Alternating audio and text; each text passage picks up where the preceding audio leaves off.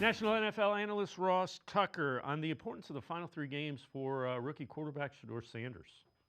I do think these last three games matter quite a bit for Shedeur in that regard, quite a bit. I don't care what anybody says. How you finish matters. The fascinating part about the Shedeur conversation is that there aren't really going to be that many other good quarterback options. Let's say Dante Moore does turn pro, which he probably should, because there's a bunch of teams that need a quarterback and would probably take him in the top five.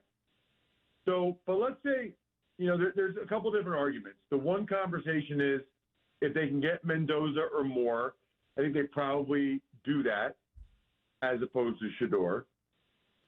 But I think there's a very real scenario, and I think, by the way, Jonathan, you can have the argument about whether you should do that or not.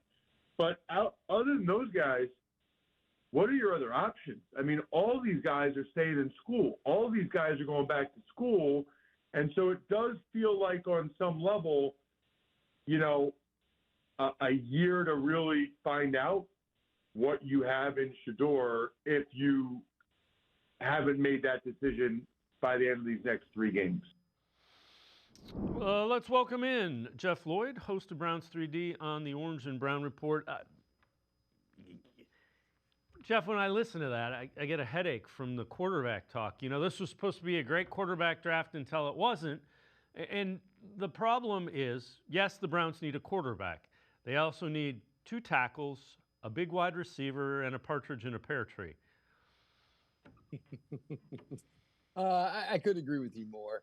I think there's a couple of ways for me that I look at it. I mean, if the Browns get themselves into a spot where they get maybe the number 1 overall pick, maybe the number 2 overall pick, it's not a disrespect to Shedeur Sanders.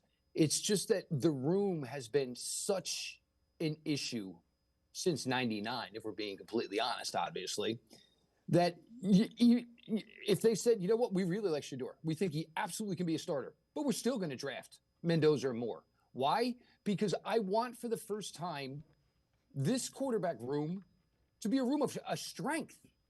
It's forever been a weakness. Or you can do like, Washington did a couple of years ago. They had RG3, they had Kirk Cousins. Unfortunately, they needed Cousins to become their player. But okay, so maybe they both pan out. All right, well, then we have to make the decision that we're going to move on from one of them. It's not the worst position to be in, but they need an influx of talent into that room. And, Shedeur, I think there were some things from Sunday against the Bears that I think was a little better than some other people did. I think a couple of deep balls to Bond. I thought he moved around a little bit. There were certainly, some warts in that game that, you basically threw out an offensive line of, all right, give me the next first 5 guys. Okay, your left tackle, your guard, your center, your right guard. That was the line they essentially put out there on Sunday. But you have to, look at it that way. Look, if they get in a position where it's only Moore and maybe Mendoza that are available as first-round quarterbacks, and you're sitting at 3 and there's nothing they can do, that certainly obviously changes your approach. But, if there is a chance they can get their hands on Moore and Mendoza, I don't think there is any way in the world they are going to back away from doing it. Yeah, the Moore scares me just because you don't have as big of a body of work on him. But, there's plenty of time to debate that